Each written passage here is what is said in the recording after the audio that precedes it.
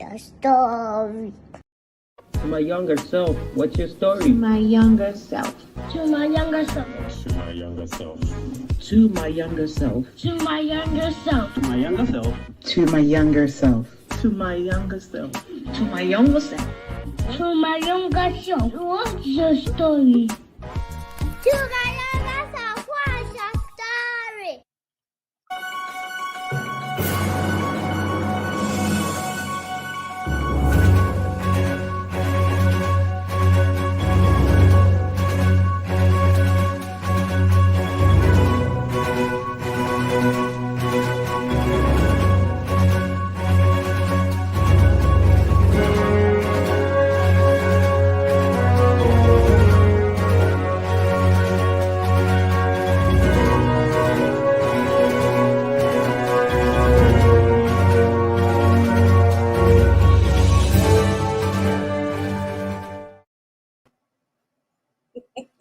Well, hello there. Hello and good morning. How are you doing wherever you are in the world? It is so good to see you. My name is ZoeBaraka, and of course, the show is To My Younger Self. It is Tuesday morning. Today is Tuesday, the 6th of September. Wow, wow, wow. Look how far we have come. Good morning to everyone in America. And of course, yes, happy Labor Day for those of you who were enjoying yourselves yesterday, right? It is just so good to be back telling stories as always. Today is going to be one of those days where we got to dig a little deeper than normal, but it's going to be fun, I promise you. Let me jump right in and kind of just greet everyone that is watching from all parts of the world in different languages, especially different African languages, because like I always say, this is what we do. This is what Africans do. We are communal people. We like to greet each other. We like to love on each other and encourage each other as we go about our daily businesses, right? So greetings to you wherever you are. Ya ken tuma fudua wela, tuma anwela tipuse wanambarka. I just greeted you in my mother tongue, which is Kosal. I think I kind of switched up the script a little bit. Baraka dazua sa nungu dazua ya yade kakwana lafia. I hope you slept well. It is so good to see you. Indina or to you, if you speak Ewe, Wezo to you, F1, it is good to see you. Let me use this session right now, as I just said, F1, to greet a very special man, Uncle Ben Dochemalo. If you happen to be watching, F1 to you, wherever you are in the world, I greet you, sir.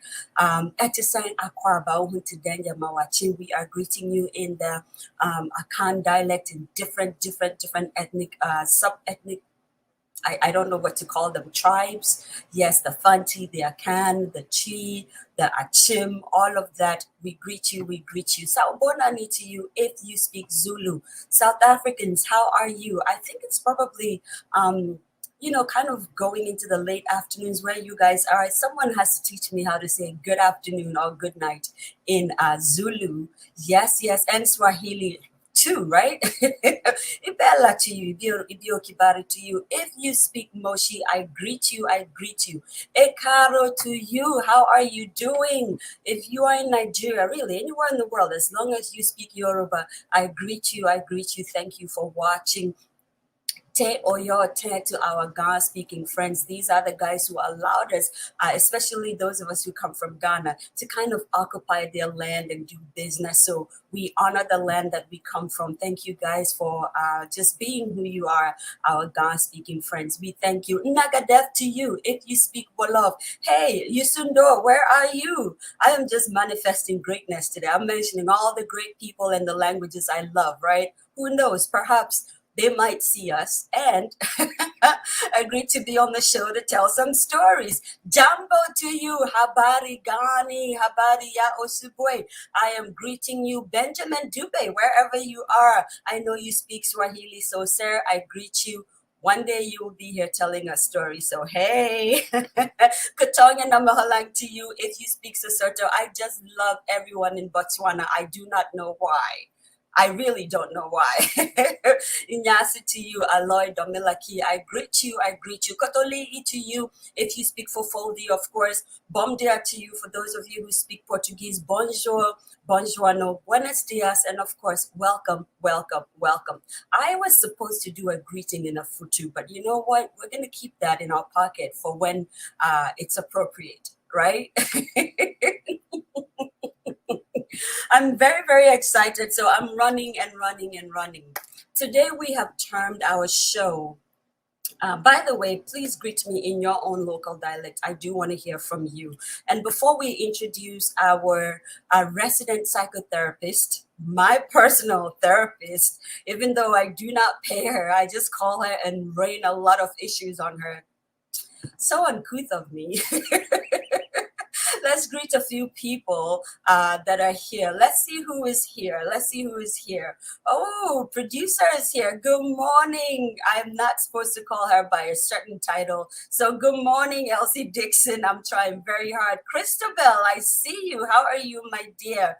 Juliet, ooh, work allowed you to be great. I am so excited to see you here. Auntie Antoinette, thank you. Professor Audrey, I see you. Who is here? I want to hear from you. So yes, and by the way, as we're doing all of this, if you feel inclined, if you have any, like a tiny little bit of, pocket change that you want to throw our way, we're not beggars, but we want to continue to tell stories. We want to continue to be able to be here, pay for lights, pay for the internet, wear cool t-shirts like this, and, pay for books that we can read to expand our vocabulary. Send us some stars. We would like that very much. And we would say thank you. And storytellers all around the world will also say thank you. So yes, hit that little star button when you are making your comments. Okay, we appreciate you in advance. Ooh, Kofi's here. Pastor Teresa, my goodness, where have you been? It is so good to see you. Thank you so much for watching. Thank you so much for waking up early for us. Now, let me try to set the stage up a little bit. Everyone who knows me knows I am a storyteller. I love to hear stories. I would talk for 20 hours a day, even if nobody paid me. This is what I love to do. I love to hear people tell stories. I love to dig deeper, not as a psychotherapist like Abba is, but just so people can get things off their chest. A few weeks ago, I was having dinner with a friend, and it was out in the open, one of those restaurants you go to and you can sit outside. And this older gentleman, a white guy, Caucasian man, he was just walking past, and the most incredible, most confusing thing happened. He walked by and then took a couple of steps back and he just proceeded to tell me a story. There was no ceremony. He didn't say good afternoon or hey, how is your dinner? He didn't even acknowledge my friend who was sitting across from me. My friend was very stunned. He just kept looking like, Zoe, do you know this guy? I did not know him from anywhere. He proceeded to tell me a story about how he used to plow snow exactly where we were sitting and how it was back in the day in the 1950s in America, where we are in Nanuet, New York. It was crazy. And the funny thing is, right after that, he just walked away. He walked away. The most uncanny thing. And it's happened to me over and over and over. I'd just be in a grocery store. Someone would stop me and just tell me a story.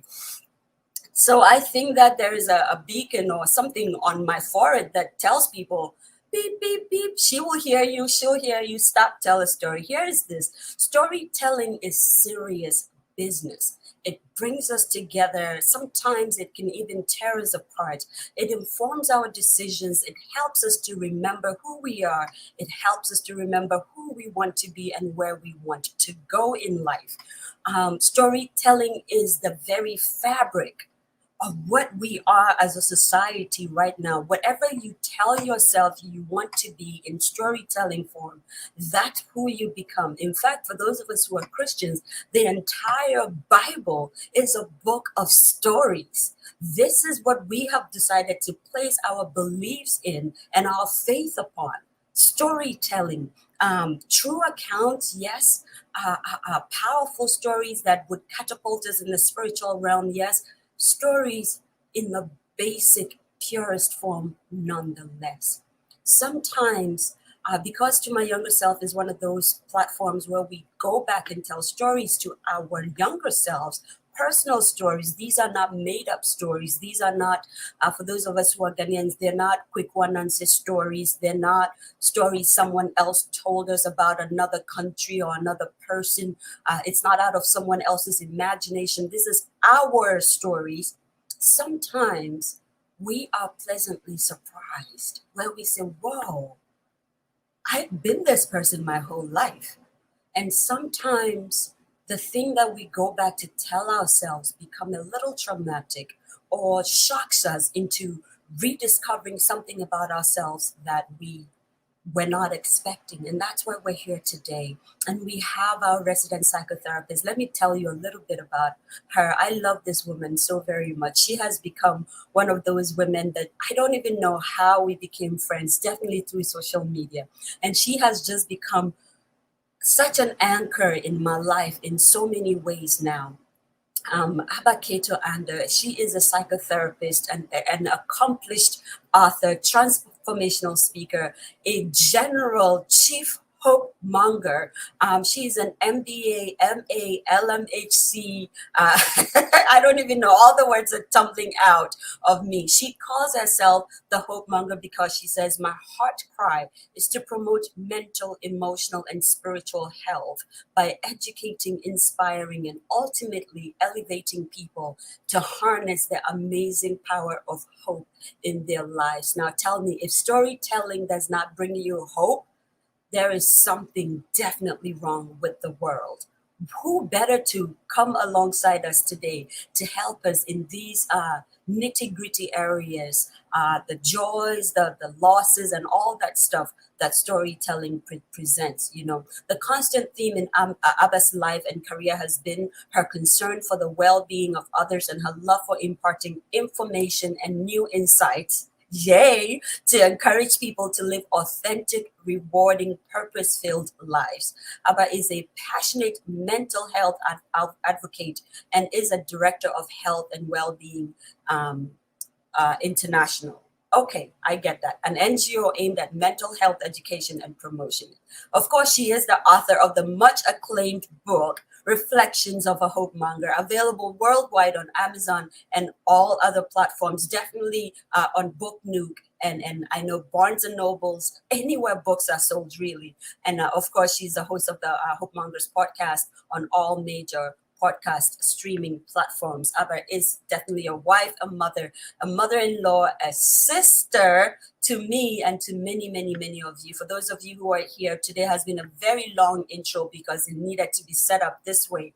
Please, please, please help me welcome on the platform today on To My Younger Self, my personal therapist, our personal alum, because she's an alumni storyteller herself, incredible, always bubbling with joy, Abba Cato Andah. Hi.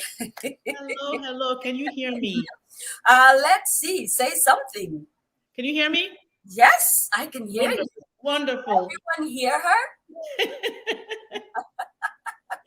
Good morning, Zoe, and good morning, everyone. You know, I again, one storyteller to another. That's where the vibe started between you and me. We are storytellers for God, but God, you know, but the root of it is storytelling, right? And then we've kind of branched out into our different areas. I am a storyteller, and you know, let me tell you a story about when I realized that I was also really interested in people's stories. So being a therapist is actually a third career for me. But my second career, which I did for 11 years, I was a pharmaceutical drug rep with GlaxoSmithKline. And when I moved to the US in 2001 as a new immigrant, Okay, I trained. I've been working for the company in England where I lived before, but I did my training in August, and then I hit the field in September. Well, while I was in training, I remember my last day of training. We had something. September 11th had happened, and all the fallout. So basically, I hit the field, began my job in the aftermath of September 11th. At that time, I was living in Connecticut. All right. And all of a sudden, instinctively, I knew that all the information I'd received about the medications and so on, it was all out the window because people were hurting. And so instinctively, I would go into people's offices and say, "How are you? How is your family?" Just those two questions. And Zoe, I'm telling you, because we lived in Connecticut, which is, as you know, is a driving distance to New York. At the time, I lived in Connecticut. And so everybody had a story. You'd hear stories upon stories of people who were saved, people who had lost loved ones, and the emotions that would come out. And so literally I would listen, and sometimes it would take me long. I'm like, oh my goodness, I have to hit this office and that office. But you know what? You can't just leave when somebody's in the middle of sharing their story. So they'd share their story, and then I'd end with a little, okay, well, the medication I promote is for depression. And I would say maybe a few seconds about it. And I would leave, and I'd get scared. I'm like, yeah, am I going to my sales? Will it happen? I wish I'd had time to really sell my product. But at the end of the day, people buy from people. And so the humanity I displayed in providing a listening ear, in truly being interested in hearing people's stories, that was what I did in that season. And so that quarter, I think, in my career as a drug rep was like my most lucrative ever. I remember it because I made in bonuses my salary and a half. Wow. Just from listening to stories. And I didn't do it for that reason. I did it because I cared. So again, the power, and that is why To My Younger Self is really hitting just an emotional chord with people, because there's something about sharing stories. There's something that we receive when we share, when we listen and hold space for somebody. So it's a powerful thing you're doing. Well done. Anyway, I've talked plenty. Me too, I'm a storyteller.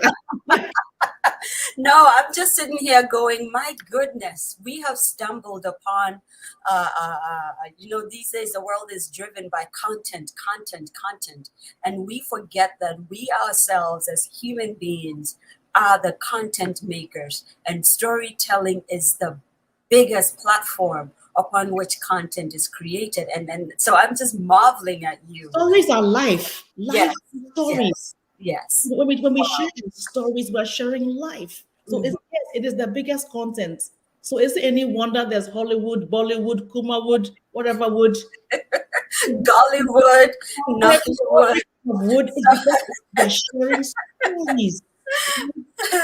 Let me jump in. Go ahead. I'm sorry, finish your thought and let's jump in. I will say that even scientists have found that, if I tell you, Zoe, be a good girl, sometimes there's a barrier, emotional barrier. Okay, said be a good girl, whatever. But if I share with you a story, Zoe, when I was 13, this is what I did, this is how I felt, this is what the impact had on me. You will listen and it will impact you deeply without the barriers. You're like, oh, that is why, Wow, storytelling is that important. And I think for me, you have just answered my first question, which was going to be, why should we share stories? And without even thinking about it, you kind of just jumped in feet first, and you just told us the importance of storytelling. Let's dig a little deeper and ask, what is the power of storytelling?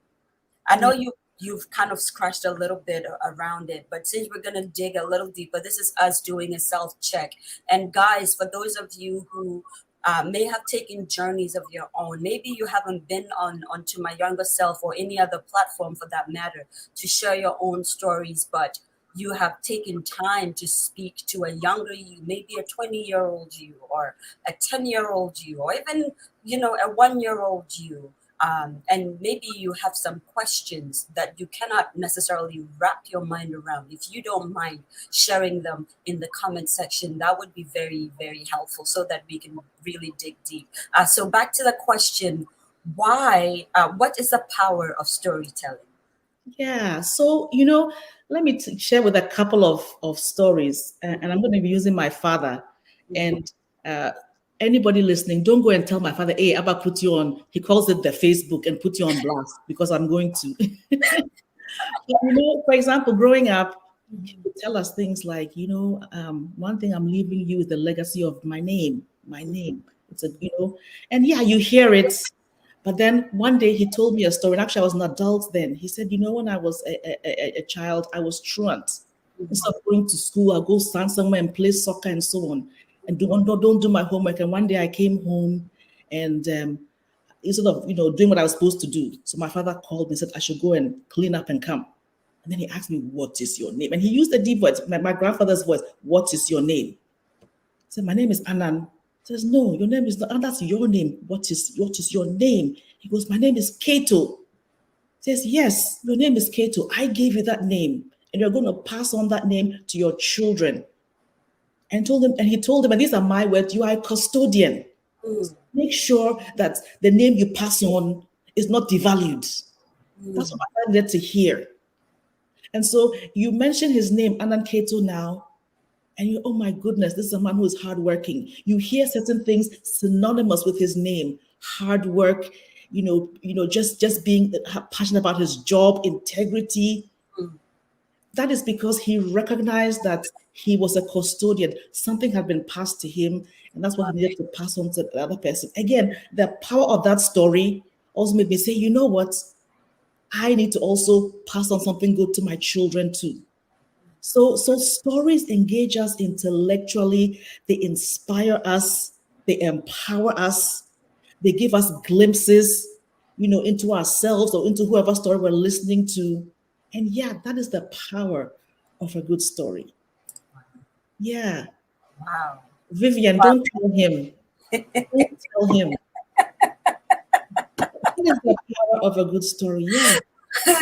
Vivian, you're cracking me up. Don't be a tattletale. Don't let that be your story. Since we're talking about stories. Yeah. Wow. The thing about my dad is I know that his mother died when he was 7. When he tells me the story, all right, he was in boarding school and then they came to pick him. He went and his mother had died. And so but when they bring him in, and I have goosebumps and a lump in my throat as I'm telling it, all he sees is his mother lying in state. She was pregnant with twins and she died with her twins. So he goes in, he's ushered into this room and she's lying in state with both babies on either side of her. They'd all passed away. That is one of 2 memories he has of his mother. And so one day it's funny because my father's a storyteller too. One day I called him before he turned 80. He didn't know. And I said, "Daddy, what's your philosophy in life?" And because he's a storyteller, he shared and shared and shared. But then one thing he said was this: losing my mother so young could have had a more serious impact.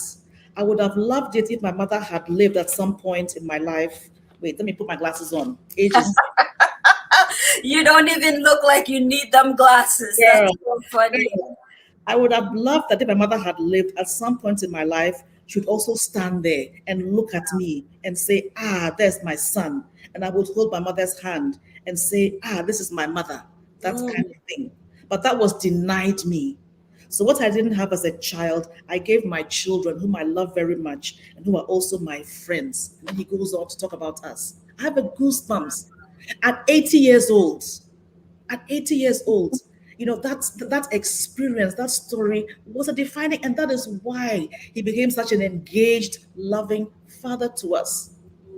That's pain. So yes, our stories, they impact us and they reveal our purpose, and they really almost direct sometimes the paths our lives will take. Yeah, stories are powerful. Goodness, I can't move on from there, and for the life of me, because I'm thinking all kinds of things about your father at the moment, because as everyone knows, To My Younger Self came about as really a form of a coping mechanism, really. God used To My Younger Self accidentally, on purpose. I always like to say accidentally because I just thought I was trying to go back into filmmaking. What I didn't realize was it really was me trying to grieve my mother in my own way, And so, as someone just said, death is really very cruel, and it's part of our fabric. Let me ask you this question then. It is. Death is cruel, but at the same time, there's a saying: death brings meaning to life. Yes, yes, because Because certainly, sometimes it's in the loss of loved ones that we gain a newfound purpose. See, yes, we don't get it. The whole thing of life, we're supposed to transmute pain into purpose. And so, yes, death brings meaning to life. yes, yes. Wow. Yeah. You used a big word right there, transmute. Transmute, Every transmute. every time I hear transmute, I'm thinking, man, that's like for those of you who are into science fiction or the Marvel, fan base, it's probably like the Flash or some kind of show like that where we're transmuting and merging into each other. But the vivid picture I have is the death of something is automatically the beginning of something. It's always been like that in life, in death. Even the person who has unfortunately passed away, it's still a beginning for them, because whether we realize it or not, they're just beginning another stage of their existence just without us. And that's what storytelling will do for you. Just being able to transmute yourself even through death. It's okay. I'm going a little off right now, sounding like a cuckoo person, but this is the truth. Let me ask you this question: what can our stories tell us about ourselves? Yeah. So much. Our stories tell us so much. I think, and I'm going to ask you before we came on. I said, Zoe, I want you to think about your three earliest memories. Ay, You know, one part of the reason why our stories are so impactful mm, is that we remember the stories we remember for a reason. And honestly, sometimes they may not even be accurate, but it doesn't matter. What you remember it, how you remember it is how it's impacted you. And so we typically now, our brains, when babies are born, the baby that is just born, all right, has all the hardware. However, there's no programming, there's no programs. If you think of the brain as a computer, there's no programs set in the brain. And then as he begins to experience the world, things are deposited, programs are deposited into the brain. And what they found is that, brain activity, when you measure it, there's different types, like there's gamma, which is peak performance. I think there's delta for when you are asleep. But there's one called theta, which even human beings we have just before we fall asleep. And children, their brain waves are theta brain waves for the first 7 years of life. That theta wave activity is like hypnosis. So therefore, whatever programming a child is experiencing, it's going deep into the subconscious, like a program. And therefore, it's impacting how they see the world. And so therefore, you may grow to 80, but you are still going around in different scenarios, in some of those same, according to whatever the programming is. And so, therefore, the experiences that you retained are probably things that went deep into your subconscious. So, oftentimes, they are difficult ones. It could be when it comes to, when I say trauma, there's something that is big T trauma, but also maybe small T trauma. Big T trauma could be that really tough stuff. Abuse, physical, mental, sexual. you know. But then also the small T traumas. I was embarrassed. I was bullied. You know, I felt inadequate, and those things happen. And if they happen early in life, they can be deposited deep in your subconscious. And so therefore they make these, it becomes these programs in your subconscious, which then informs, yeah. And so yes, no wonder the formative years are so critical. You know, my earliest memory, and I'll share mine. And I know now that I was 3 years old because the house we lived in, we were in there when I was three and moved away after I turned three. So I was 3 years old. I was sitting in the veranda with my mother. Now, my mother, she used to have, I don't know what, maybe somebody knows, she used to have some kind of a sinus thing. And later she had to have some kind of a surgery for it, but she would always blow her nose and so much would come out. I remember that. Like she was always like blowing her nose and get a lot of gunk out. And so this one time I'm sitting with her in the veranda and it was like a long corridor. And she said to me, she had blown her nose. She said, Abba, go throw it in there was a paper bin. So she gave it to me. And I remember 3 years old, carrying it in my hand and then hearing her voice floating above me. No, no, no, don't squeeze it. So although I heard the voice, I guess it didn't compute.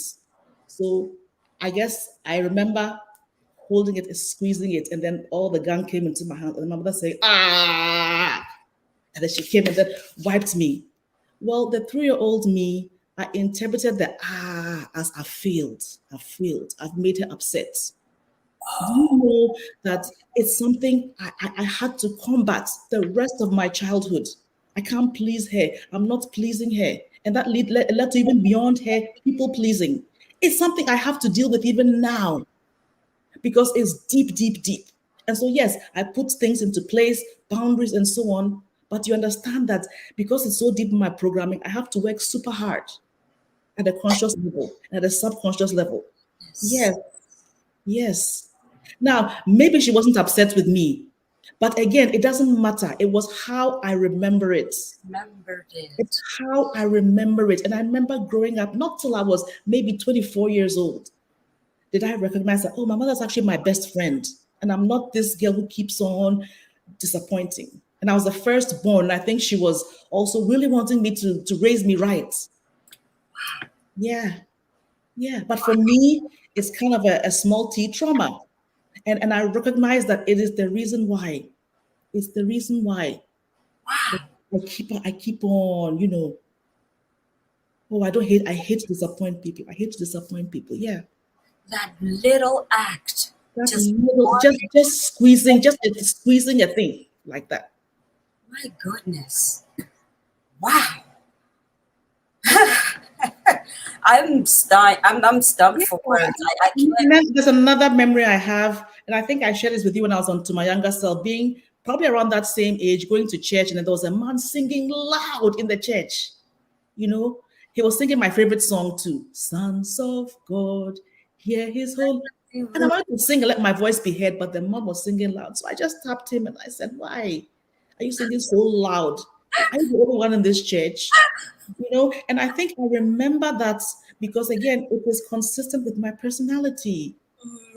That's why I'm a therapist, because I'm able to call out certain behavior. Now, of course, in adulthood, I like to think I do it in love. Right. I was when I was 3 years old. But that is me.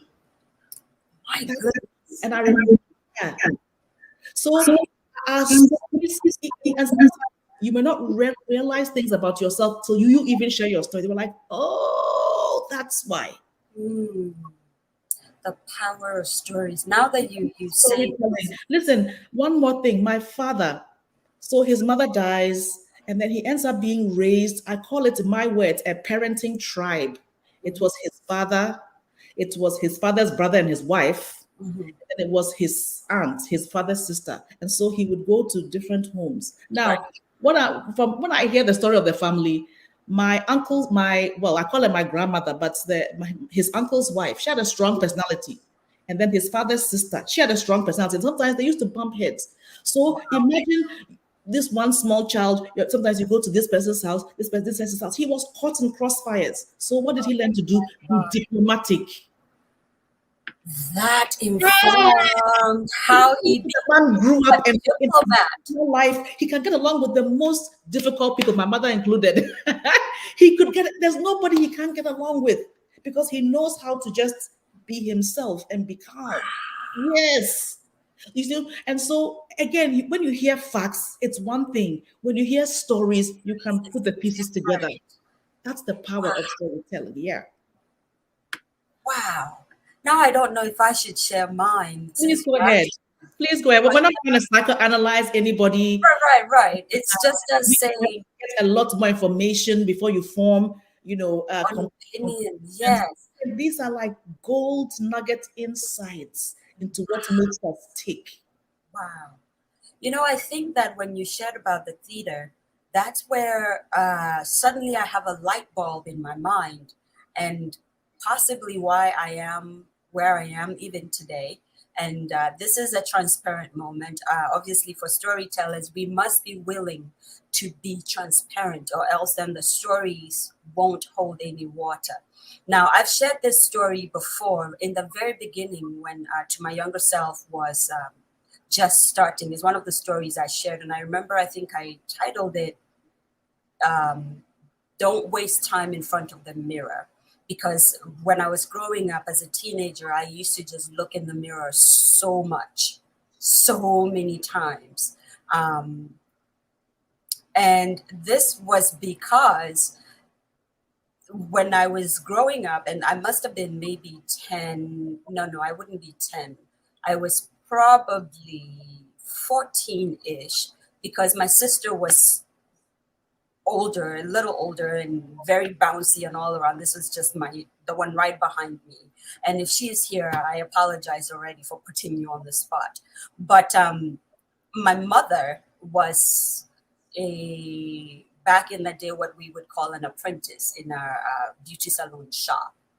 And what they used to do is they would go in early in the beauty salon, and they would sweep and clean, and because we didn't have proper running water, you had to go and get a bucket and go get the water and pour it in the drum so people can come and wash their hair. My mother's boss at that time, and well, my mother, because she had me and others in the house, she would make us go and get the water. We'll put the water on our heads and we'll bring it while she was mopping and all that. And I remember this one time, now my little sister, and even now she still is, has this regal look. I always say that she's just naturally very regal and naturally has a lot of hair. I remember when she was born, she just had a lot of facial hair all over. She was covered in hair. And also her color was lighter, still is. And just slender and tall, and just, she kind of like walked like she was floating on air. At least in my mind, that's what it looked like. And I am this short, stocky person. Definitely was not, what my mother was, because she was like my sister. And so I remember coming in to the salon with a bucket of water on my head. And I remember this woman asking my mom, and I'm going to say it in Twi because that's how I heard it. And my mom at the time, because she was still Muslim, she was not Muslim maybe, but the name had stuck. So everyone was just calling her Amaria. And in the Islam religion, Amaria just means newlywed, and then it kind of just sticks all the time. And I remember this woman asking my mother, "Na Amaria woba wedie adena oye tuntumsa." And my mother, and now as I am older, I think she didn't intend to hurt me. She didn't intend for that to be the life-defining moment of my life. In fact, I don't think she even knew what had happened in that nanosecond of the words that came out of her mouth. But I remember her saying, "Oh, wait, yes, you made no hurumi yamo. Afeina." What that meant was, and for those of you who don't speak Twi, she just meant, what the woman asked my mother was this, Amaria, why is it that this your child is so dark? Or literal translation, so black? And my mother's answer was, "Oh, I used her to wash my stomach. So the beautiful ones are now coming," i.e. my sister. Wow.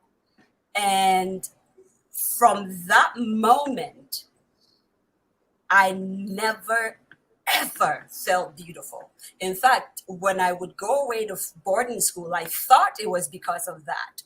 Oh, and what's the thing? Yeah. And I don't know how old you were, but again, in those first 7 years, because we are highly suggestible. Yeah. And No, I definitely was older can than be seen as our 7. fault. Yes, Yeah. I was definitely older than 7. But for the rest of my life, no matter how intelligent I was, because it not, at least in my mind, not being beautiful and being dark meant I had to work extra hard to get noticed, i.e. read a lot and be loud. Yes. And what I couldn't do with my body and my face, I tried to do with my mouth. Yes. But the funny thing, and so there was some good that came out of that pain, being Yes. transited to purpose. But Zoe, you are beautiful. I know that now, but what I'm saying, Now you know that, and so it's about reminding yourself so you don't go back to that. Because so yes, here's the other thing. So then these little programs or nicks come into our spirits, and then they become what we have like a little younger self inside of me, yes, and so for lots of people we have different inner child. You probably heard the thing inner child. So maybe there's however old you were, there's like a little, like me, there was a 3-year-old inner child feeling like I can't do a yeah. good enough job. Mhm. However old you were then, there's an inner child that says, wow, you know what, I'm not beautiful. And you know what that translated into now? I mean, and I had to deal with all of that, but what it meant for me was that no man could ever love me for what I looked like. That was one. No matter how little I was at that time, it was there. And so anytime a person would say, wow, I like you, I automatically said in my head, you lie. Yeah. And every time a man would say, wow, you're pretty, I would say in my head, you lie. So that's what it went into, was. And right. for the most part, even today, and I don't mind saying that because we're here to heal, I have still somehow kept that in my mind. And probably why sometimes when guys are even really genuinely trying to talk to me, without realizing it, I do a flippant thing that say, you know, that's a memory that has stuck for a very long time. And I had to do a lot of digging deep and forgiving her for something she never even knew she did. Forgiving her, but also, so how old were you then? I was definitely 12 or 13 because my sister, the reason why I think I was that age, and I don't really remember very well, first I was carrying the bucket of water. And second, the fact that I remember my sister, she was always jumping a lot, and I remember her doing the jump. So she must have been able to walk and all that. And being that I'm 6 years older than her, she definitely, you know what I mean? So my question to you is, if a 12-year-old came and sat next to you and was distressed, right? You have no idea. Distressed, emotional, what would you do? She's I think emotional, cry. What would you do first for her? first, I would wipe her tears. And that's another thing I never had with my mom, the closeness of being able to cry in front of her. Okay, so you witness her pain. I would witness her pain. How would you dry her tears? Now, knowing now what you know. Actually, I would do it. Or would you? No. No, it would literally be making her cry fully first whilst she's actually by me. And then holding her. And eventually asking her why she's crying. And I think for the most part, that's where I find myself these days. She's one of your inner child, your inner children. She's one of your younger selves. And so therefore, when she manifests herself in different forms, because now you're an adult, there's the adult Zoe, and the adult Zoe understands things about life. The 12-year-old Zoe deep inside doesn't quite get it and is in distress. So you can begin to say, it's okay. It's okay. Yes. It's okay. You're beautiful. You have a purpose. And so sometimes as you can see some mature, accomplished person begin to cry like a 3-year-old or begin to act out like an 8-year-old. It's not that they're stupid or hypocrites, but because that inner child, that pain, that's their subconscious has manifested itself, and we've got to learn to be gentle with that younger part of ourselves. And also, it takes a lot of work to heal that inner child, which is why, so you and I have had many conversations about what you listen to before you fall asleep. Yes. When you wake up in the morning, because when our brains have come down to that theta level, are highly suggestible. So if you're going to play or listen to nonsense, chaotic things, that's how it's going to inform your day. But if you listen to God-guided affirmations, specifically targeted for that inner child, then healing can begin to start. Wow. Now, here's the funny twist to this particular story. And the other fun fact is the fact that my mom automatically started calling my sister my Miss Ghana. That's how she used to call my sister, Right. my Miss Ghana. You know, because she had that thing. Fast forward after film school, or no, actually in the middle of film school, or maybe right after, I don't remember the details very well. A very good friend of mine in film school, we get picked to come to America. And this was the first time ever I was coming to America. And it was on a very high note because, you know, I was that loud in film school and that too known, so to speak, that they said, well, yeah, we were doing this project with PBS and we'd like for you to come and be a part of it and all that. So Benji and I, and if he's watching, hey, Benji, we get ready and we're coming. And my mom, now I remember her face. She was so proud as we drove to the airport and all that. Now, Benji's mother was the kind of mother I wish I had. She just was very, you know, just becoming, and always she would call me and we would have all these incredible conversations, even throughout film school before we were traveling. And at the airport, Benji's mom and my mom got to talking, which I didn't really notice because I always found myself by my dad all the time. I just found a way to always kind of avoid her if I could. Now, here's the thing.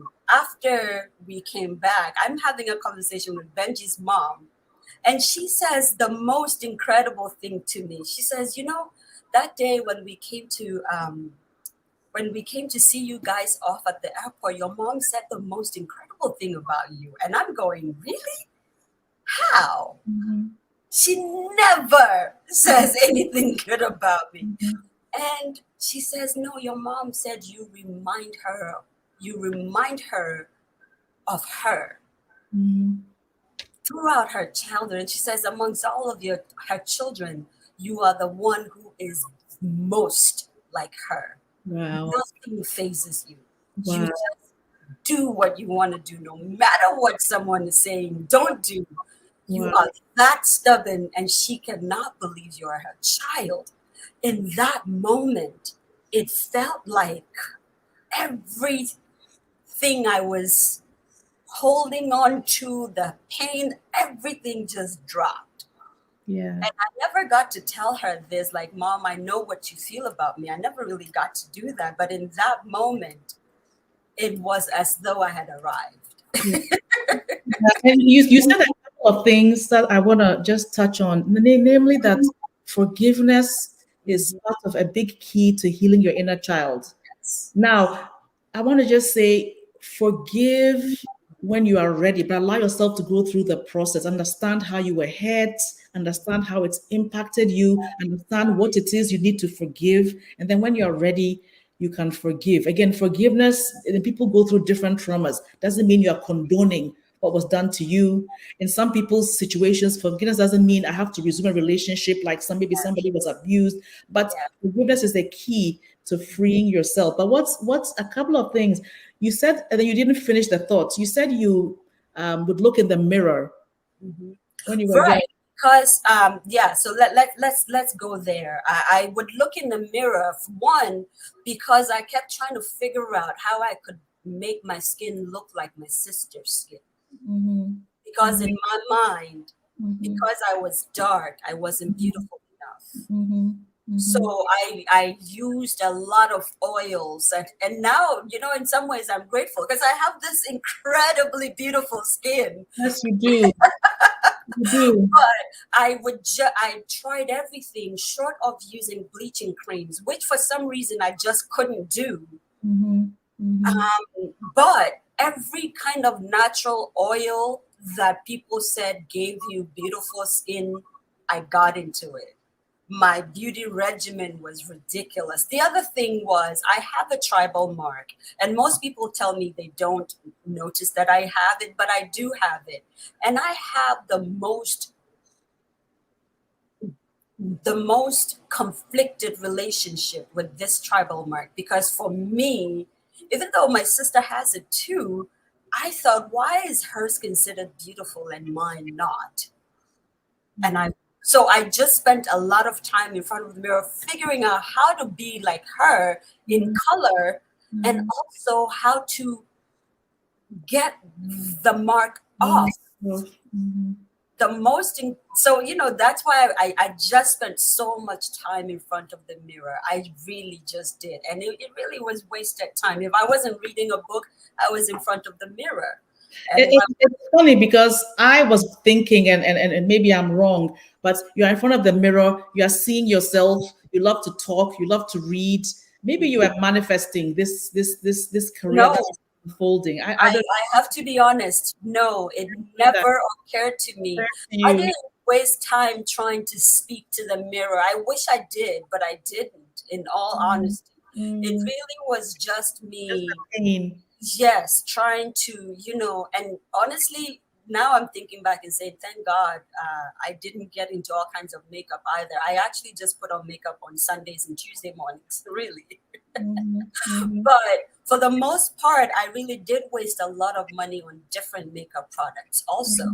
As an adult in my late 20s, early 30s, it was, and all of that was because somehow in my mind, my mother her voice kept ringing, you are the washer of stomachs. Now, the positivity that I never noticed is the fact that I really am a pace setter. Even to my sisters now, I really am a pace setter. Yes. Most of the things and most of the memories we have as siblings is through me, because they didn't necessarily have a mother figure, because she really wasn't emotionally available like that until much later in life. I had to step up. So I did wash her stomach, and also, literally speaking, I am her Were you first. the firstborn? Yes. So psychologists will say the firstborn is like horrible, but like the mistake. And what I mean is that they make a lot of their mistakes. I'm a firstborn too. And I did it too. They make a lot of their mistakes on us, right? Yes. I was saying something to my sister the other day about how hard our mother was on me. And then she said there's an Adele song, which I don't even know the full meaning of the words. I'm sure it's to do with love.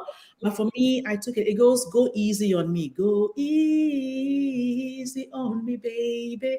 And so, and what she was telling me is that you go easy on our mother and the memory. She did that. The truth is that we all do the best we can with what we know.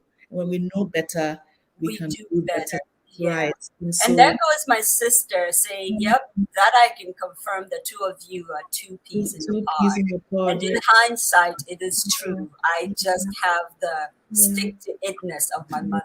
And for that, I'm grateful. But yeah, we're going to move the conversation forward. It feels like I'm in the hot seat today, which is not very good. I had a young lady I worked with once, and she heard the story about how she grew up, hearing her mother always remind her that while she was still pregnant with her, the father kind of absconded and was no longer in their lives, right? And then her mother eventually married and she had a stepfather, but the stepfather, she always has memories of him not prioritizing her, him not being there for her. So anyway, fast forward about 35, 40 years, she grows up and she's had, a few failed relationships and so on. And the funny thing is, the reason why she came to me, she was in distress because she'd been catfished. You know what that is? She met somebody in line and so on. But this was the distress of a 5-year-old child, And the truth was, it was hitting a lot of pain. So as we talked, all of a sudden it came to, oh my God, it's because I believe I'm second rate. And so then she began to weep for the little child who feels second rate. And so, that's core, realization, and then working to heal that core thing brought her so much freedom. And so that's what I'm talking about, some of that inner programming, how it can manifest itself, in feeling not good enough. In every time you have a relationship, maybe not expecting it to stay and then it will manifest. The truth is that, listen, we are spiritual beings having an earthly experience. God created us in his image and likeness. And so what we is in us is what we are manifesting. So that's the other thing, which is why it's important to allow ourselves to heal our inner child, because we will manifest. So this lady was manifesting being second rate. being second rate. It was showing up in her career, in her failed relationships, in everything. But that realization, she was on the floor, just rocking and then began to heal, to believe that, you know what did God say about me? I was created in his image and likeness. What did he say? He loves me like the apple of his eye. And that's where affirmations are powerful. And when you say them over and over again, they began to hit the subconscious. And me, I even believe, I think I learned it from you, Zoe, get an affirmation, record your own affirmations based on what you've been through every night. put Yes. it on your ear and fall asleep listening to it. When your brain waves are at that theta, allow yourself to receive it deep down. And sometimes it may take a lifetime to work on the program, but it's okay. Every day we have new grace, right, to move forward. And yes, Elsie is absolutely right. Absolutely right. Yeah. Trauma, we don't know, and then we pass it on. That is again the power of sharing stories, identifying things, so we can break the cycle. Yes. So, Zoe, matter of fact, what you brought to our community is amazing. Wow. You are empowering people to share their stories so that they can be cycle breakers. Yes, cycle breakers. Thank you for using that term. Yes, I think that actually, matter of fact, my sister, I'm going to put up her thing up and then I'll make a comment, but she just put here that, where is it? She says, Baraka, we don't talk about this enough. You remember how I spent the latter part of last year trying to get rid of my mark as well. In fact, I still am. What I didn't realize was that maybe through me not liking my tribal mark, I was very subtly impacting that to her. So what does your tribal mark tell you about yourself? Growing up and going to boarding school so early, it just reminded me of my tribe and the fact that people looked down on us back then. Do you look down on your tribe? I don't, but you see, as a child, I get that. I'm talking to the grown-ups, Zoe, now. Do you believe? Oh my goodness! Right. No, I'm the most eclectic person you will ever meet. Right. So I think there's a place for accepting that this is part of my heritage. I may not have agreed with it, and I probably won't do it to my child, but it's part of me, and I'm not going to hate any part of me. No, but see, here's the other part that we didn't know. Now I'm learning so much about it. It wasn't to mark you as you come from a lesser tribe. This was more of a spiritual thing also. It was done to keep me alive. So in a desperate moment, this woman was really just trying to keep a child alive. Yes. So mark represents a woman who loved her child and did the best she knew to keep her child alive. Yes. This is where another point in learning to heal our inner child, our younger self. I'm grateful for the love that is evidenced in this tribal mark. Yes. Yeah. And only you can begin to change. Now you can still do what you want to do, but and that is why it's funny when people go through what you call weight loss surgery, right? Bariatric surgery and so on. And they have to go through psychological testing, because if you don't love yourself at this weight, trust me, you're going to be whatever your target weight is. You will not love yourself then. Because so however you choose to work on the mark, whether you want to display it or not, learn to love and accept as part of yourself, your legacy, and everything. Yes. The funny thing is, as an adult now, actually most people recognize me for an entirely different reason, not because of what your face even looks like, because granted, it is a very beautiful face. It is for the power you bring into an atmosphere and the power you bring into a room. And your unique style. And your unique style. Yes. That's the thing. And I'm thinking, wow, and to answer producer Elsie's comment, in later life, we found out our mother probably had postpartum depression. We just didn't know how to diagnose it. Back then in Ghana, most women just didn't know they had that. it wasn't part of what community spoke about. You just gave birth and moved on.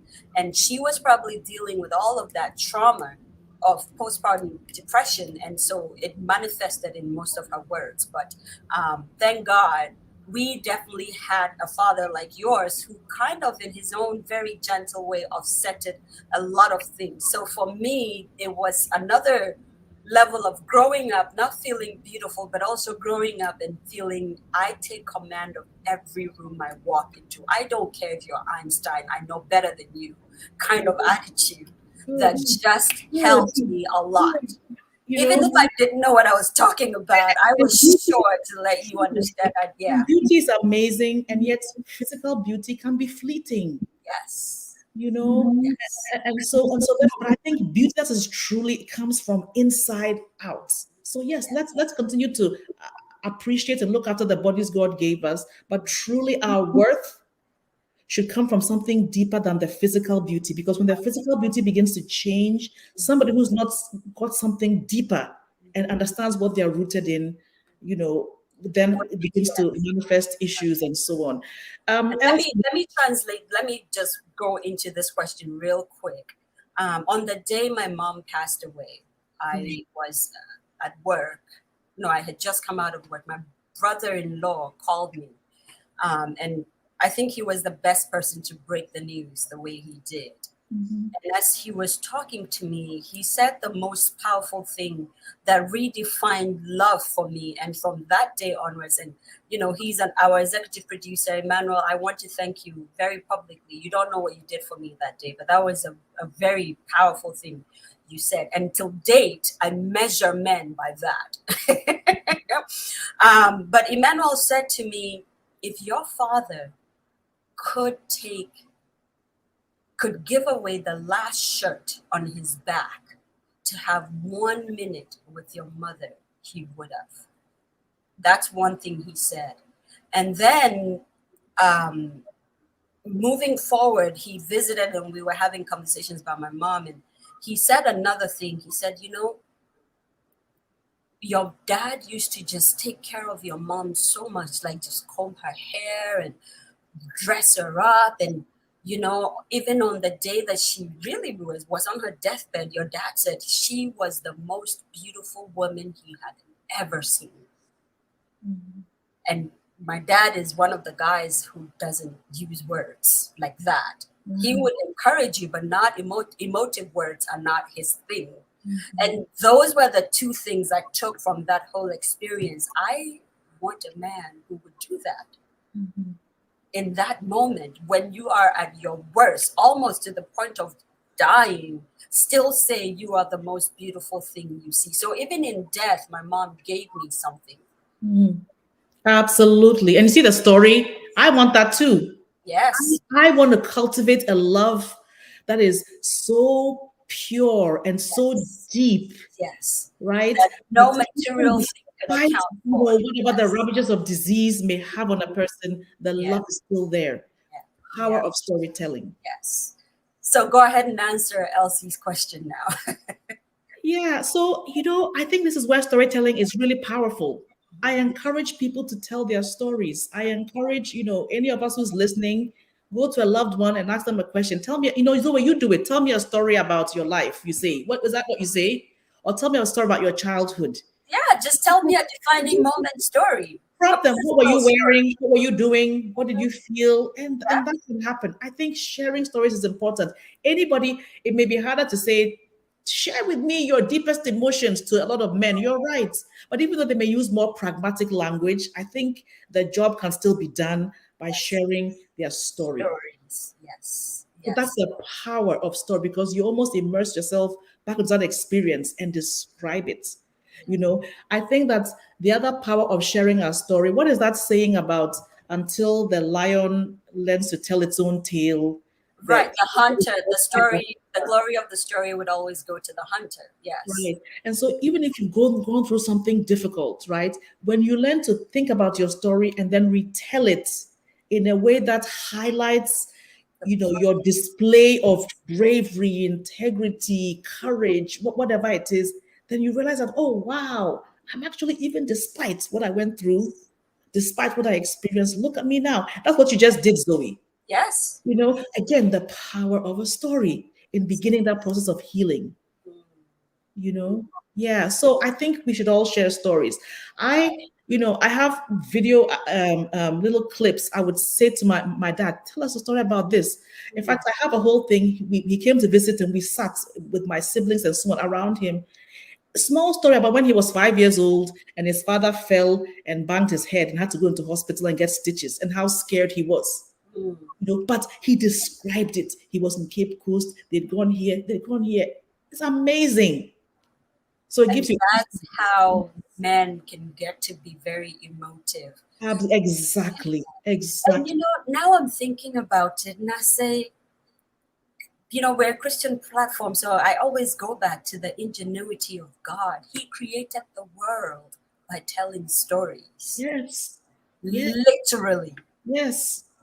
Just saying, I want this world to look like this. And so I'm going to say, let there be light, and then there will be light. That is storytelling. And then after he did all of that, he put it in a storytelling book. And he said, hey, guys, this is what I did. Let me inspire men to write these stories, right? Jesus, he told parables. And it was in telling the parables that we got insights. And then you could even get your interpretation. Just now I'm thinking about David committing adultery. And if the prophet Nathan had come and said, stop committing adultery, he will stop. But when he brought the story, right, about the sheep, he goes, let's go and find this person. Boom, that's you, dude. Yes. Immediately. Wow. Yeah. My goodness, this thing we're doing. I'm telling you, it's a powerful thing. And I think that, within our family units, it's a way of bonding. Sit your kids down and tell them your stories. I've enjoyed that with my children as they were growing up. Just tell them stories about your life. Some of them are embarrassing, silly, deep. Wow. It helps them, know you and bond with you. It makes the relationship deeper. Tell them stories about your life. And for those of us, we have aging parents. I wish I knew about that when my mother was alive, when my grandparents were alive. But with my dad, I'll record it. Because then I can listen to it and get even more depth from the stories. I wrote a whole chapter in my book, Reflecting Manga, by just calling him one day, no notice, Daddy, what's your philosophy in life? And then he went on, because he likes to tell stories too. And that was a whole chapter in my book. But more importantly, it was a whole gold of legacy that he downloaded into me. Now, I'm going to ask you the last question, but before we do that, let me do a full circle and I'll tell them very quickly. Another one of my earliest memories is I was definitely the only child at that time. And we lived in Boko. And I remember my mom receiving visitors. And I think she was so excited, she forgot to give them water. Back in the day, we used to have these, I don't know if any of you remember, the big blue cups. They were really huge blue cups. I mean, I don't even know why we had them, these huge blue cups. And I definitely was maybe like 3 or 4. But I imagined myself, and we're on the internet, but I was a child, so this is not, promoting any kind of nudity, but I was a child and I was naked. I was, because you're a child, you're at home, it's hot. But I remember thinking to myself, this woman, you have visitors and you did not give them water? What is wrong with you? And with my itty little bitty self, I march into the kitchen and grab a cup, this huge blue cup, and I fill it with water. And I'm coming in, it's like pouring because it's definitely heavier than I am. Your itty bitty naked self, right? Yes. And I'm like, I'm throwing her darts of like, how dare you? And I don't even remember who these visitors were. But I remember thinking, how can you not give them water? And I just go and like give it to the person, whoever they were. And then I walk away giving her the dirtiest look like, why? And for the longest time, she would tell me that story. I think it was every time I would do something that was out of character, she would say, oh yeah, I remember. You're the one that was trying to show me up. But thinking back now, that's who I have always been. Like, how are people not taking care of other people? It makes no sense to me, especially when they're in your house. What is wrong with you? Yeah. So again, it's an insight Yes. into the leader within, right? Mhm. It's an insight, a Yes. glimpse into the leader within. Your Yeah. job now is to honor that Yes. little itty bitty naked little baby and say, let me Leadership. step Yes. into step into the full manifestation, the best version of myself. Yes. And that takes leadership, right? So Yes. so again, so it's amazing what our stories can tell us about. Uh-huh. Yeah. Impregnation And indeed. I just was very grown up even then. I just had this leadership quality that I didn't even realize I had. I just did things, and that was a very good memory to have. And so the last question I have for you, and I think this is, the culmination of this whole conversation, is how can we process difficult and traumatic memories so that we can not necessarily let go of the past, but acknowledge the past and allow it to help us go into the future. How can we process if you can give us some steps, or I don't know, you're the psychotherapist, so jump in. So, the things you and me shared today, as painful as they are small t traumas. They're still impacted us, and they still, there's a hole in our hearts where that story is, right? There are some people who actually went through sexual abuse, physical abuse, a lot of mental abuse, and those things there can be a lot of what they call post-traumatic stress disorder. People can manifest what they call dissociation, where I feel almost separate from myself. And that was your brain's way of coping with the abuse. So the point is, sharing stories for some of us is like walking and running in a garden. For some people, it's like walking in a minefield. And I think that's just a fact.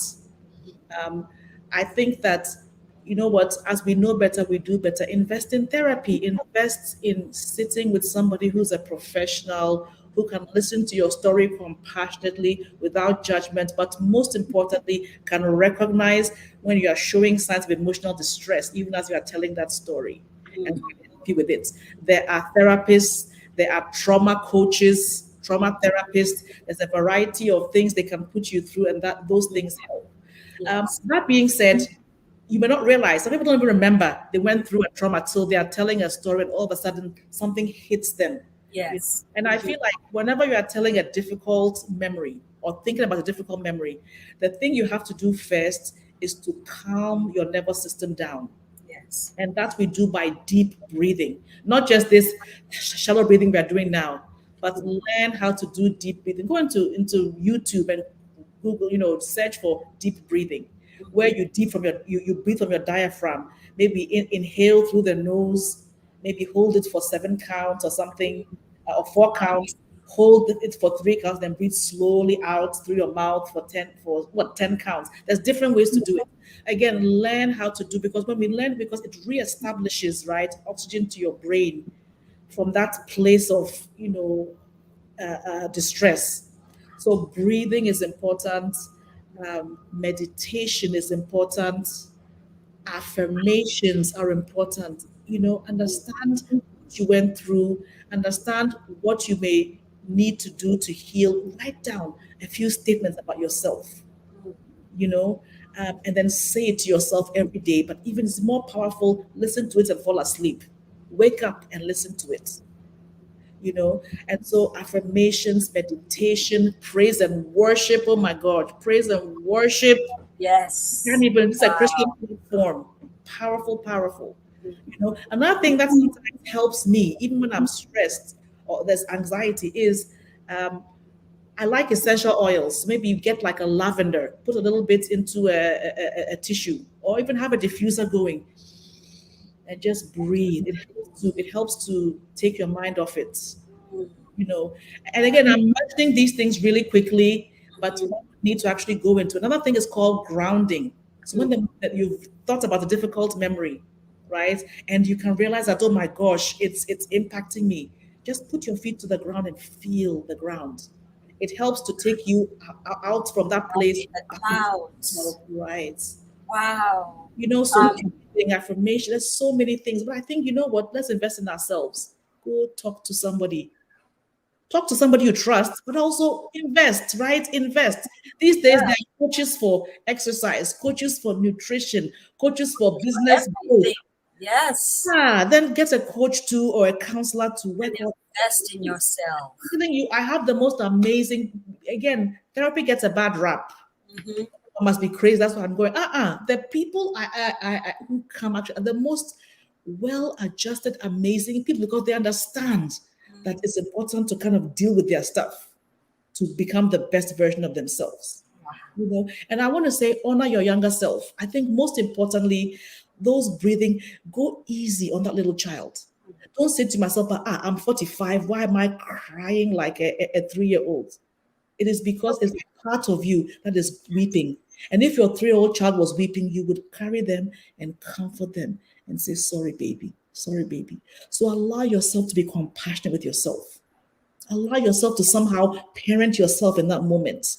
It's possible. And say, it's going to be okay. It's going to be okay. I had to, we talk about younger self. I had to apologize about 3 weeks ago. I always thought my younger self was 8. Then one day, I don't know how I knew it. My 24-year-old younger self showed up and she was mad at me. She was mad at me because you know what? These people pleasing. I made a decision that impacted the course of my life because I was trying to make everybody happy. And so then the reason why she showed up was I was doing it again 3 weeks ago or so. And so I remember telling my sister, because my sister is like my therapist, I'm like, whoa, she's 24. And like, that's what it is. And so I apologize for 24 years. I said, I'll do better for us. I will do better for us, sweetheart. And I feel emotional sharing that. I'm like, I'm going to do better for us. I'm going to set boundaries, take a step back, figure out what works for us. I'm not going to go ahead and people please. Yes, honor your younger self, be compassionate with your young. Otherwise, they won't heal. Heal. If you don't listen to them, they will not heal. And you know what? In life, if you don't confront your issues, you're going to go in the same cycles until you confront your issues, until you die. I have to say this. And for those of you who have watched the show many, many times, my hair is always down. I think the thing that this session has done for me is being able to lift it up and show it to the whole world. And this Amen. You're bringing tears to my eyes. And so this is definitely me telling my younger self, it's okay to show your beautiful round face with the tribal mark that you think you should not have had, whatever the reason was. It's okay. In fact, it marks you and sets you apart. So this is an act of healing, so to speak. Not to say that I don't do it in real life, I do, but normally it's because, well, it's one-on-one and it's not to thousands of people that watching. You know what I mean? So this is me. It's a statement that it takes courage to embrace our vulnerability. I have suddenly, yes. Yeah, there's a worship song, and I forget what the title is, but it says, our scars are a sign of grace in our lives, and Father, how you brought us through. Deep was the night, and it goes on. So yes, whether they are physical scars or whether they are emotional scars, do not shove them down. No. Allow yourself, Zoe has modeled something important to us. And namely, she gives people the consideration and the platform and listens to them with an open, compassionate heart. And she's telling us, you know what? Listen to yourself too. Give yourself the audience. Tell your younger child, come and sit next to me. And I'm not talking crazy stuff or multiple personalities, or this is not that. This is the areas of our lives that maybe there's unresolved issues, maybe there was pain, right? And just allow yourself, listen to yourself. Like I said, my 24-year-old self, she wasn't a child, but she was mad. She was a younger self. And when I listened to her, she said, you keep ignoring us and our needs. Listen to, pay attention to what we need. And so I listened to her, and it helped me. Now, before I listened to her, I cried a whole bunch. I did, but that's okay, because again, it's a way of expressing whatever the emotion that younger self is feeling. You know? Yeah. Dr. Viv, I want to say thank you for putting this up there. And to the student who is watching, we hope. And thank you for telling us we're doing a good job. Abba is certainly just breaking some new ground today. But for that young person, whether it's a man or a woman, we acknowledge you, and we hope that you're going to take this and run with it. However old you are, you can always go back and embrace that child that you were. And we hope that in the near future, you can look back on this day as a defining moment for you also. And so thank you for taking time to actually watch us, because not a lot of young people take time to do that. So we acknowledge you and thank you for doing that. I'm sending you love in your own journey. Own And journey. you be Yes. patient Yes. with yourself, be compassionate with yourself. Yes. And Ninette, I'm hugging you too. Needless to say, when I narrated this story, I've actually done a lot of healing from it. But Abba had asked me to remember my earliest memories, 3 of them. And this was definitely a defining moment. So it's not a place I'm in any longer, but it was definitely worth sharing, just so people don't always think, wow, Zoe's always so happy and all that. It took a lot of work and a lot of, doing a lot of the stuff that Abba is talking about, and most importantly, talking about them, just talking about them. My sisters and I, we fight a lot, but we also share a lot. We just talk a lot. Please don't shut yourself in. No, don't do that. Don't shut yourself in. Don't do that. And I think the other part of being compassionate, I just want to say this, is that healing is not a linear journey. You move on, and then you realize that there's something was a little bit, maybe because of that programming that happened when I was a child. So then you move forward a little bit more. And so it's a day by day journey. Be compassionate with yourself. Like Adele said, go easy. Go easy on me, baby. Easy on that inner child. You are grown, but they may not be. They may be 5 years old and in that place. Yeah. Wow. This has been such a powerful, powerful session. And I love what storytelling does. We kind of just had a framework, not necessarily, saying this is how we're going to direct it, but the stories themselves have legs. They go where they want to go. And I am so glad that we got to do this. And thank you for saying yes. And thank you for being one of the most authentic people I know. Just listen, sometimes when Abba says, how are you? You kind of have to take a step back and then try to consider how to answer that I am fine. Because sometimes just answering I am fine, and an hour later you realize, wait a minute, I'm still answering that very question. I'm fine. I don't like this. She's that good.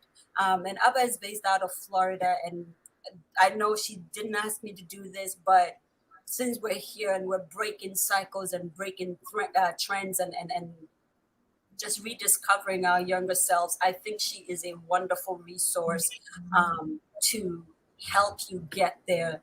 And so for those of you who are in that area, and I don't know how it works we're not going to go into it, because we're in the Western world. And so there's all kinds of things that go into it, insurances and all kinds of things. But if you are able to, I would definitely tell you, reach out to Abba and just get talking with her. Don't consider it therapy. Just consider it as you found a friend who you're talking to, and you appreciate her so much, you're going to give her a little bit of your savings. pockets or your earnings as she's talking to you. Let's put it that way. There's so many comments here.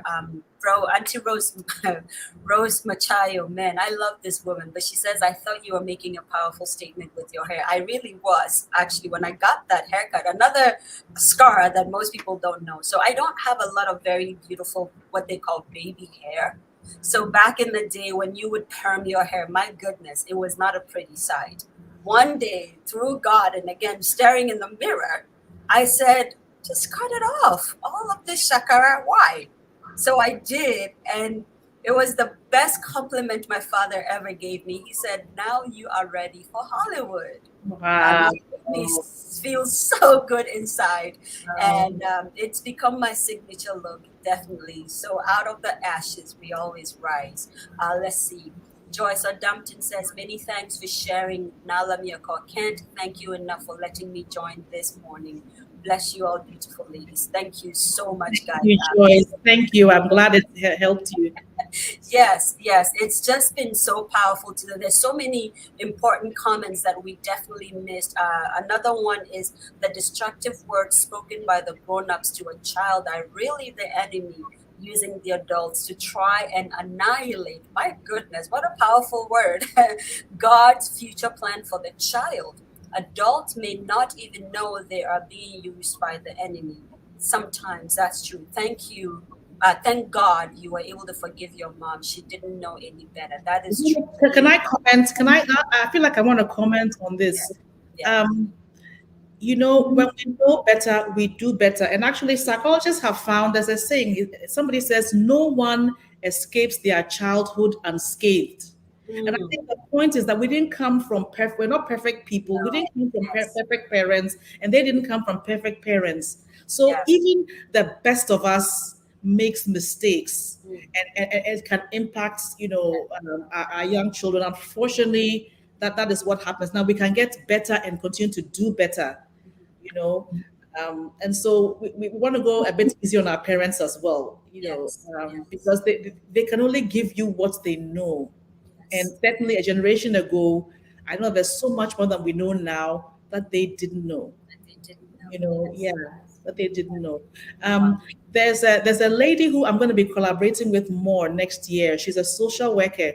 Her name is Reese Carey. If anybody's on Clubhouse, look for her. Her name is Reese Carey, and she's already doing it. But she goes through like a whole emotional processing, and she even has a 7-week program. She's been saying, Appa, come and join me, because there's a need.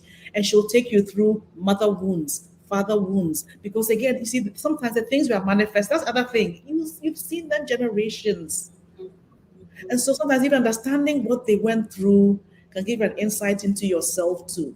Of course, that's all deep stuff of healing. But I guess if there's one thing you can remember today is honor your inner child, listen to your inner child, and maybe start by investing in yourself, a professional to hear your story and help you navigate. The journey to healing, sometimes it can be lifelong, but that's okay. Every day we hear something, we become better, we do better, and we move on. Yeah. Wow. We can continue going and just keep going and just keep going. We are almost 3 minutes to, an hour, 30 minutes. So we're going to try to kind of slow our roll a little bit. And I will share a happy story to kind of end it. And hopefully Abba is not looking and saying, oh, there's some minefield there. At least in my mind, it's a happy story. Back in the day, again, in Baku Central, my dad, because he would travel a lot. He used to have this brown car. It's like a Toyota, I think it was a Carina. For those of you who remember what a Carina is, it's a very old, ugly looking thing, but it was his car. He'd worked hard for it. But one of the earliest memories I have is on Fridays, because at the time he was still a Muslim. And Fridays, Muslim Islamic people, they do what they call sadaqah. Sadaqah is going out into the neighborhood and giving to those who do not have, beggars and people out in the community. And there was either, I remember it used to be masa and some other things that we would, share. Now, one time, it must have been in the marketplace or something. Now, a bunch of people saw my dad's Toyota Cariner just driving down.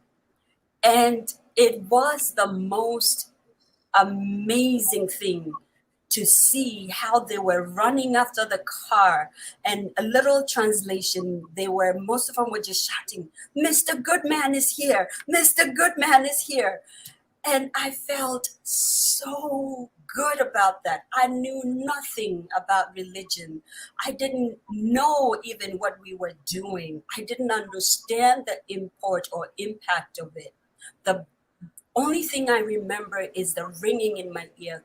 "Mr. Goodman is here. Mr. Goodman is here." And everybody was just so excited and getting out of the car and him popping up the trunk. And, I think it's the happiest I really, the face and him giving things out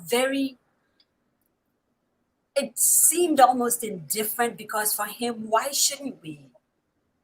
Why shouldn't we? And I'm telling this story. For me, it has helped me become a better, good person, if that makes sense. So That, good.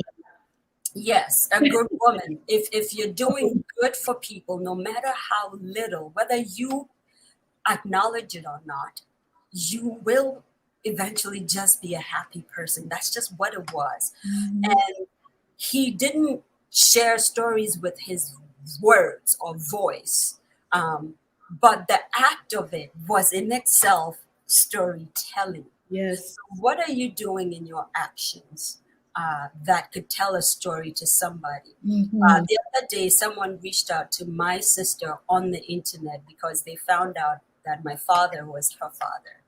And the person proceeded to tell the most amazing story, and then proceeded to say, "I want to send you money to give to your dad. You don't know what he did for me. He never really said anything. All he did was buy me lunch every day. He didn't know how hungry I was and how much I didn't have at the time." So what are your actions doing? What are you giving to people? We're doing it without words, but please let your actions also speak. Zoe, every day we live, we're writing a story. Yes. Every day, every action we take, every thought we have, we are writing a story, right? And so, in fact, even when you go through something difficult or you hit a crossroads, this is only chapter 5 in my 50s. It's only chapter 5, right? But Brené Brown says this: when we deny our stories, they define us. When we own our stories, we get to write a brave new ending.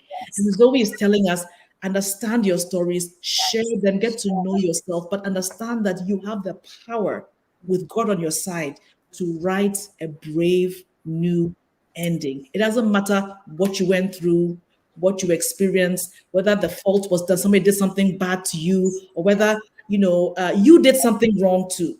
Because you know what, we've all done things we're not proud of. Wait, this is only for some people chapter 3 or chapter 4, or chapter 5. You have the opportunity today to begin to write that story and write a brave. So thank you, Zoe, for week in every Tuesday morning at 7:30, reminding us that we have the opportunity to write our stories. That's what this is all about. So add healer to your name. We'll give that one to God, but definitely I accept it. Yes, learning. Absolutely. Yes. Healing through storytelling. That's what's been going on. Thank you. Yes, yes. It's that this has been very cathartic. And in the spirit of that, as Africans and as people of color, just learning to give and take, let me offer a few things to you that you can kind of patronize and be a part of the community. I'm looking for my cue cards. But on Thursdays, we have Margie Marge, who is another amazing storyteller, really, because all she does is just bring people from all walks of life to tell their stories in their chosen fields and all that. Please, please, please log in on the internet, on YouTube, on Facebook, Humanity Chats by Margie Marge. Let's see, Koa Designs, whom I absolutely love. I had the most amazing dream this morning, actually, and I was wearing one of her earrings in that dream. She is an incredible designer. Please, please, please find her on the internet and patronize her. Music for your quality feet. My goodness, Uncle a Coffee Show. Yesterday, I was I was complaining. I said, if I don't wake up to my younger self, I'm gonna tell people to call you, because he just loves music so much, and he's managed to just gather around him a group of people who absolutely are into music, and all we do on Sundays is get together, enjoy good music, and then also tell stories. It's incredible, and I got to be a part of that. Yes. I know. I got to be a part of that magic this past Sunday, and I just felt so incredible. Thank you so much for doing it every Sunday at 4 p.m. EST, and whatever time zone you're in, please calculate that and join Music for Your Quality Feed on YouTube and Facebook and all other places. I think on Dadia Radio. And all other places, you will not regret it. It's just good fun and good people.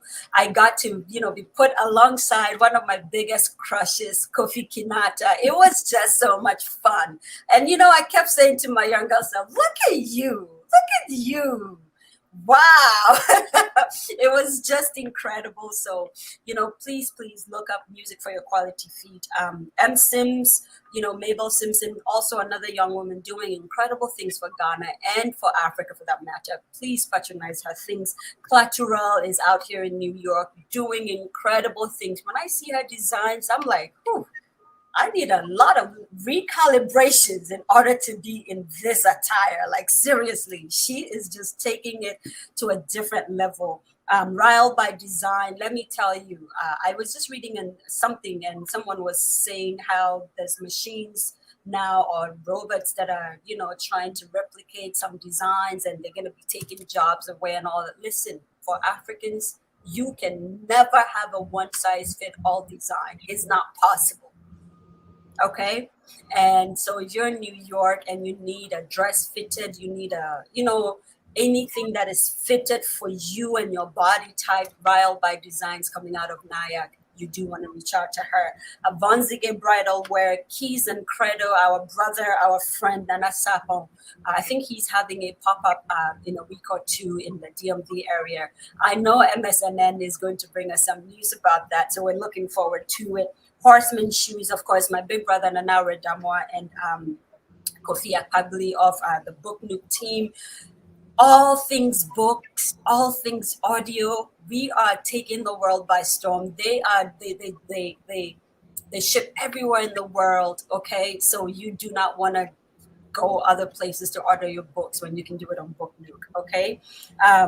Kunda Kids, they're going to be coming on later in this September, and we're going to have a great time.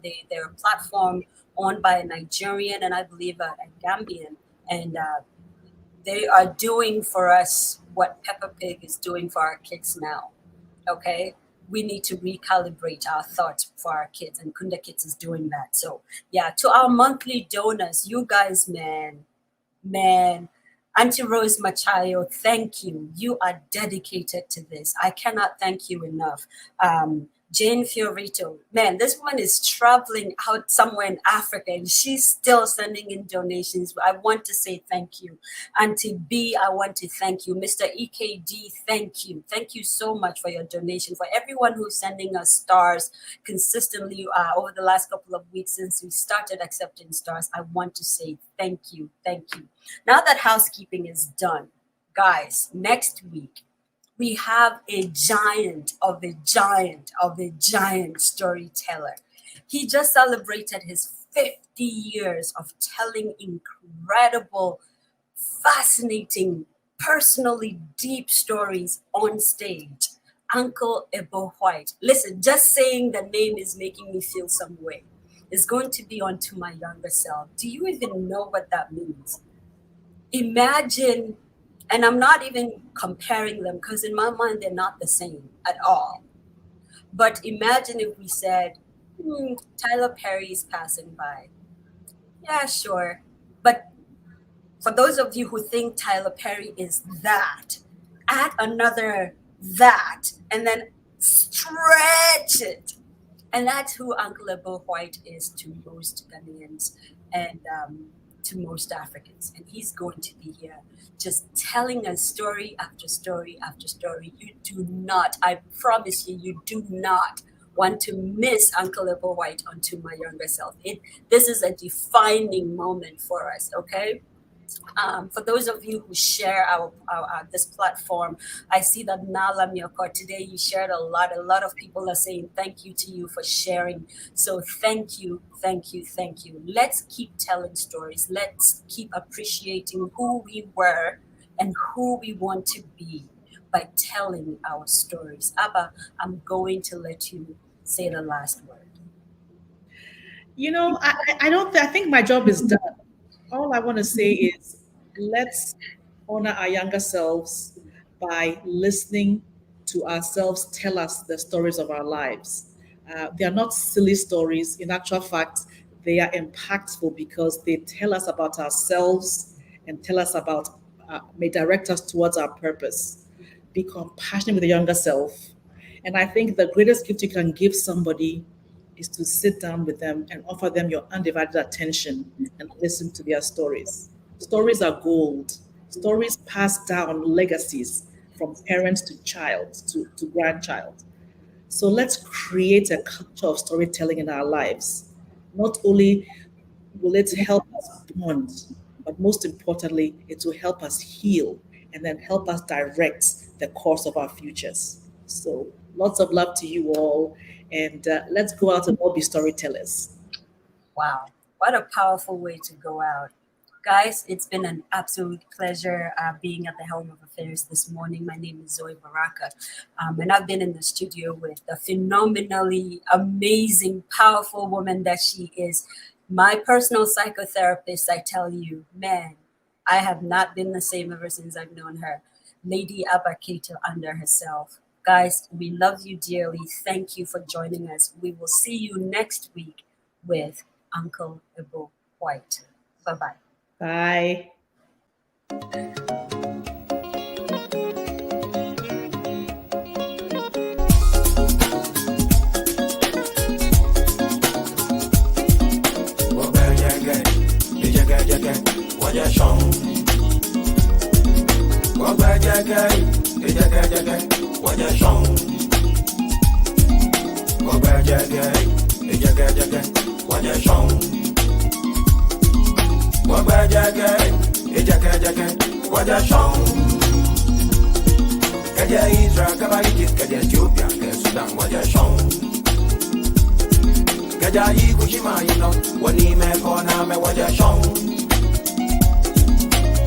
So Timbuktu, Ghana, Mali, Sumanguru, you know what you're shown.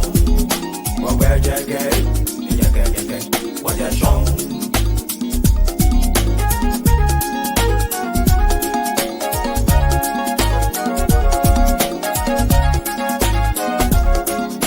So Timbuktu, Ghana, Mali, Sumanguru, you know what you're shown. Manchester, you know Sumanguru, you know where what you're shown.